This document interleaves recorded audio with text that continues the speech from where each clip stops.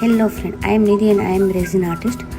આજે હું તમારી માટે એક હેક લઈને આવી ગઈ છું. જે પણ લોકો આ ટાઈપના મેટાલિક સ્ટીકર યુઝ કરે છે એમના માટે મારી પાસે બે પ્લેટ છે. એમાં એકમાં હું ડાયરેક્ટ જ આ સ્ટીકર લગાવીશ આ રીતે. તો આમાં તમે જોઈ શકો છો આ રીતે પાછળનું જે પ્લાસ્ટિક છે તે શો થશે તમને. અને હવે હું બીજું એક તમને લગાવીને બતાવીશ સ્ટીકર. તો એના માટે પહેલાં હું સ્પ્રે કરી લઈશ અને હવે હું આ સ્ટીકર લગાવીશ આની અંદર આ રીતે.